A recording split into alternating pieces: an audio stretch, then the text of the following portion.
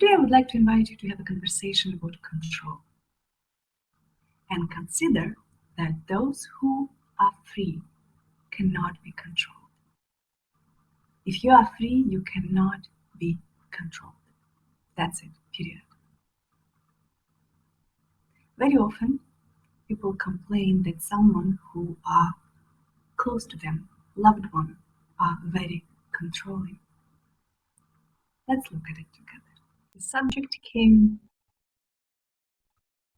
through my personal experience many times and through work with my clients many times. So my invitation is to look at it from a little different angle, possibly from different angle than we usually approach this conversation. Very often you can hear he or she is too controlling, very controlling. Can you imagine that the only way you can make such a judgment, because it is a judgment, it's if you are controlling? Can you see that the only way it bothers you, the behavior of another person can be any kind of behavior, can take any form. It's their stuff, their tendency, their manifestation of personality, history, particular combination of traumas, genetics, and so on and so forth, upbringing. Right? So they live life in the way they live, they express life within themselves in the way they express. Yet you put very strong judgment, he or she is controlling, because you have a resistance to such behavior in you, which means competition for control. You might feel right now, no, that's not true at all, I just don't like them. Well, that's the point. What does it mean, I don't like it? I don't like it means resentment towards it. If you don't have compassion, you have resentment. If you just look at some behavior of any kind as that's just behavior, there's no judgment on input on it. It doesn't provoke any emotion in you. You don't feel frustrated, you don't feel resentful, you don't feel angry. You don't feel you need to protect yourself, defend yourself, you don't feel any of that. You only feel it when you want control as well. And now there is a clash, there is a conflict, there is a fight for control. The fight does not necessarily have to be very vivid. It doesn't have to be a strong argument. But your inner resentment already points to conflict, your competition for control. So if someone is trying to control you, you say so. There's a few things I want to bring to your attention. Those who are free cannot be controlled. This is how I want to start our conversation. Those who are free cannot be controlled. So if you're internally so comfortable in your own skin, realize your tendencies, accept your tendency, okay with your tendencies, okay with the world around you, then you don't have resistance to controlling people. People who try to control you. And again, when you say they are, he, she, it, trying to control me, you make it about you. You assume that you have such importance while they are not important. You say, whatever you're doing it to me. You're controlling me. It's me you're controlling. It's not like you have behavior, and this is the behavior. You say, you're trying to control me. Instead, if you don't have competition for control, if you're not trying to be controlling within the aspect of your relationship, then you will notice they don't have any intention to control you, with rare exception. But I'm looking at it in general terms. They don't have any intention to control you. They are trying to organize their own world in a way that makes them feel safe. Can you understand that? Can you relate to that? Can you feel compassion to it, to this particular tendency? You can judge it in any way you want in your heart and just look at it for what it is. They are trying to organize the world in such manner that they feel at peace, comfortable, protected, even if the threat is not real. But it's not up to you to decide what's real for the person, what's not, because you haven't lived their life. For example, someone would be judging another person. Oh, you have OCD. Well, for specific reason, it was categorized in medicine today, psychology today, as it is today, as a condition. Whether it is disease or not, we don't have this conversation. We can have a separate conversation. I have some thoughts about that too, but that's irrelevant. But it's a condition, which means it's recognizable attributes of reactions and behavior. Right? So you have OCD. Well, why are you judging? The person they have cough. Are you judging them for having cough? Or you judging them for having flu? Their particular immune system was susceptible to particular kind of virus, and that's what happened. Well, our mental processes are viruses too in some way, and they're susceptible to different degree and with different expression. We're susceptible to events in our life that somehow affect us.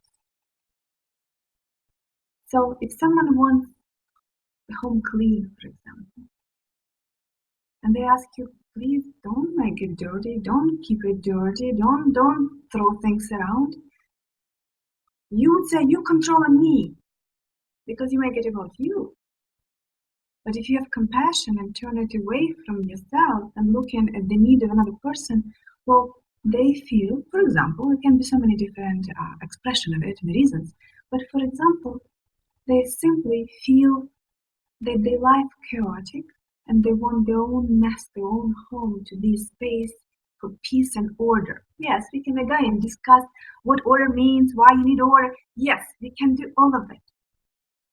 But just let's be compassionate for now, not judging, not trying to solve all problems in the world, but just stay with heart open and feel compassion. Just feel compassion to another being and their particular tendencies that they are not necessarily comfortable about too. Do you think they want to go and try to clean everything and get a little frustrated when things are not clean, for example? Right? It can be so many different ways it expresses itself. But let's say a very simple example. They might not like it themselves, but it makes them feel safer in their own home. Everything clean, everything organized, everything where I know it to be. Okay, at least here I have something that is in order, because life is so chaotic. People are so unreliable. Events are transient. Everything coming at me, and I'm not catching up. And everything I can keep it in order. It's illusion. Order is illusion, yes. But it's not up to us to judge what the person is going through. Imagine they went through a lot of different traumas and they feel they have no control over anything at all. You think they're trying to control you, but they're trying to make their life feel that there is some sort of order. And you might feel that they're coming on your territory by asking you to do that or another, or not to do that or another. But again, if you stop making it about yourself and just trying to understand, even not understand, don't go that far understanding. because maybe you will never understand, because maybe they don't understand, and they're not going to spill out whole history of the existence on you. And maybe the ancestral existence, we don't go that far. We don't go in this past lives. We're not going there. Let's focus on one single life that we know. But even within this short life, within a few decades that we have lived so far, depending on your age, let's say 3, 4, 5, 6 decades. That's how many years, days, minutes that person lived. And that's how many experiences they had. And you don't know what they've been through. You have no slightest idea unless they reveal to you everything that happened to them, but they don't remember. They might not even be aware of what happened to them and the fact that they tendencies, the reaction, the sensitivity.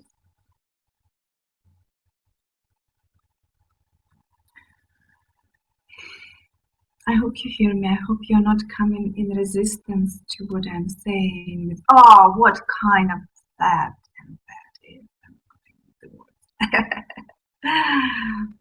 Controlling person, just controlling. But what if you drop this rigidity within you, if it comes up, and truly just feel the presence of another being when they're expressing their desire for order. And remind yourself, if you have reactions, it's not their fault, it's not their problem. Your reactions are only trying to solve your mental constructs. They are trying to control me. They are unfair to me. They are intruding my space. They are doing that or another. It's just a thought.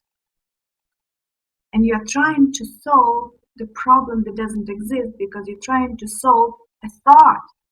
Because if those thoughts don't exist, all the factual reality, here is a person, they're interacting, and they're expressing their need.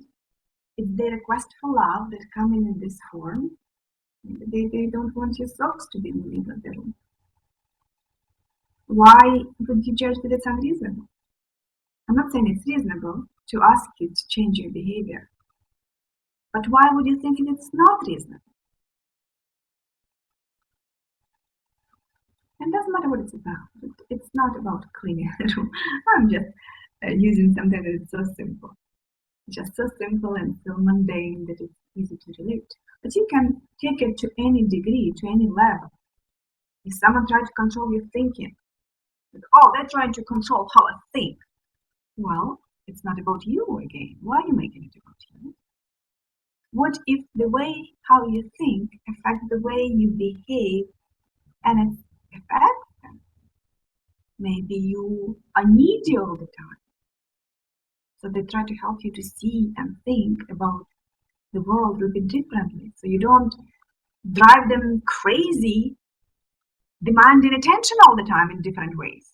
Or you're angry and aggressive and maybe violent, and they want you to revisit your way to look at things because it affects them.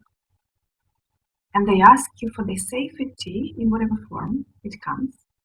Maybe safety just because they don't feel safe when you're sad, because then they're scared maybe for you. Who knows? You don't know what happened in the past, remember? And therefore you don't know what's happening within them. And if you ask, they don't always tell you, because from many years of working with people, I can guarantee you, people don't usually know what's happening inside. We don't know what we think, we don't know what we feel, we run our life on autopilot most of the time until we become very conscious. For some people it doesn't happen fast enough. But all we can do about it is have compassion. And again, I come back to the point, those who are free cannot be controlled. See, here is the challenge. The reason why you love independence and freedom and can't stand when people control you is because you are not free. You can't stand when someone controls you because you are not free. You think you are, but you are not. For example, let's say, and it's a very common challenge I noticed. Let's say you have the conflict of two tendencies. One, you're controlling. You are controlling. You compete for control. You want control. But another person is bad at it. You are not good at it. You want control, but you're not good at actually taking things in your hands and have it under control. And the reason why you're not good at it, well, can be many other reasons, but one of the reasons, because you have another tendency. So you have desire for control is one tendency, and now you have another tendency. You are, the generalization of this tendency would be people pleaser. Not like labeled as much, but you understand what I'm going into, right? You want to please someone because you want the approval, attention, appreciation, love in all forms. That's what you want. You want it badly, so you want to please and submit and manipulate. But you also want control. So you want to please and get benefits of it, and you want control. That's a big conflict. You will rebel. Your whole being will rebel. Can you notice it? If you are the one who usually rebels against control, can you notice that you don't want to be controlled because you want control? And yet you cannot express it fully because you're afraid of judgments and opinions, and then someone will withdraw their love. That's how we see that they withdraw their love. Like love is some transaction. It's not, but this is how we perceive it, right?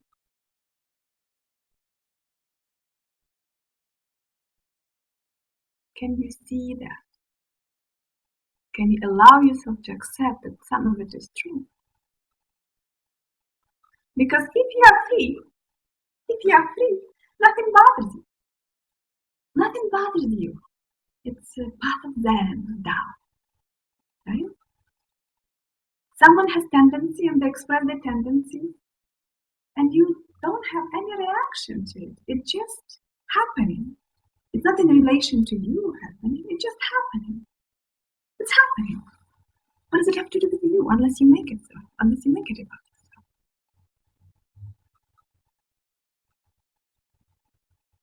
They can say words, they can have tone where you perceive they try to control you.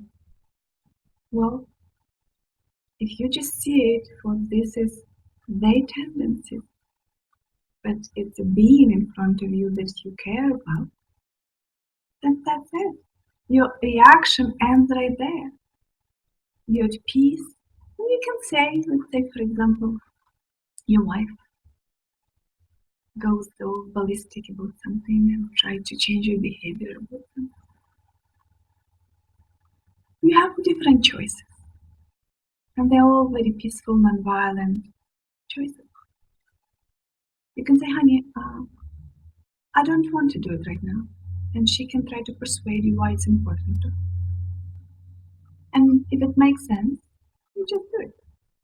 There's no control of it. She expressed her need. She explained the reason for that. You found it, then that makes sense. There's no reason to be stubborn or rebel. That makes sense. Can you do it? There's no control in it. Right? There's no fight for control. Right? Or you hear her reasoning and say, how about we do this? You want this? Honestly, for me, that doesn't matter. I prefer this. But I want you to feel comfortable because you have your tendencies. But you don't have to say, but you understand that she has her tendencies and her needs. And it doesn't necessarily meets yours very well. You have the different one. But you find a solution that can meet both of you somehow. In the case of, let's say, cleaning the house, I come back to that because it's just so simple.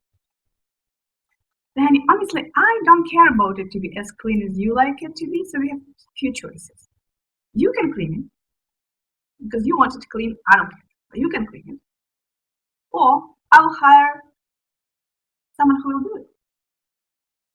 'I'll hire a cleaning company. You want it clean, I can hire them for every day. They will come every day. And she can say, honey, but it costs money. I say, yes, it does. Yes, it does cost us money. So let's see how much we want it. And maybe I will, try to get a few more clients if you run a business. Um, and we will just do our best to afford the extra cost. But then you get what you want and I get what I want. So together we can make a little bit more money, I don't know, by doing what? Or maybe this doesn't affect our budget at all, not that much. And then we'll do it. And maybe she will say back, oh, you know what, I don't need it that much, but if they come at least once a week, it will help me if you're not willing to clean. Right? Though, on the level of cleanliness, I do invite you to learn. It's a good habit to clean. But you understand, right? There is opportunity to, I don't even want to say negotiate so much. Just have a conversation and understand where the needs can be balanced and everybody get what they want. Because for as long as you make another person controlling and resenting him, her, them, it's not going to get you anywhere. You will keep being resentful. You will develop physical conditions because somatic diseases love resentment. They love resentment. You get sick, you make your loved ones sick. Everybody exhausts the energy in the fight of the egos for control, because that's the fight.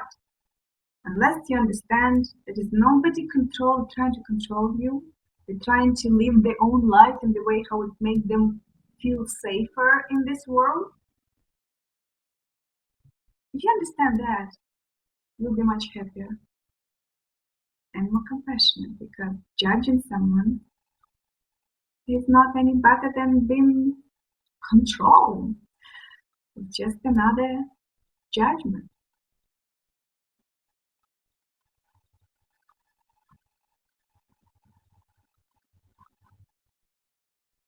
Can you accept it and make life of those who you care about a little bit easier? And if you find that you are the one who judges being controlled all the time, can you understand that what you are looking for is not to dominate another person, but most probably not what you're actually trying to accomplish? You want to create some order in your life and you ask for help. You ask for love. Well, then I can tell you there are better ways to ask for love. If person does not hear it as your request for love and you have conflicts all the time, ask for love directly. Honey, I feel so tired and so scared or overwhelmed. And I just been yelling at you because it feels like I want to control you and make you do it that way or my way. But what I'm trying to really accomplish is such and such and such and such. And trying to accomplish this goal is so overwhelming to me. I just want you to hold me. I just want you to tell me that you care and remind me that I'm safe. Even though none of us are really. We have to rise to the wisdom of that. We are not safe and never safe, and nothing will make us safe. And at the same time, life is a mysterious phenomenon, and somehow it carries us like a river just carries us. But we do have this need in safety, at least to feel safe to whatever degree. So control and safety, they come so together, not even in parallel, just come together. So feel compassion to others, feel compassion to yourself, and resolve this control battle once and for all. Those who are free cannot be controlled. So be free of your own tendencies and reactions, become more compassionate, and nobody can ever control you. Just give them what they want if you care enough, and your life will be easier, and their life will be easier. And if it's someone who you don't know who try to control you, and you don't have inner capacity to care about a person or group of people, don't take it in. You don't have to fight and resist and resent. Don't take it in. Understand that it's their tendencies, they follow their inner processes, and it has nothing to do with you directly unless you make it. Yeah. Well, I think that's it for now. So, with all my love, I'm wishing you wisdom today. Wisdom and compassion. And if you have a hard time with people around you who are very controlling and you still can't figure out how to handle that, or people blame you for being controlling, then please reach out and let's look at it together and develop strategies for your inner community. Much love to you. See you soon.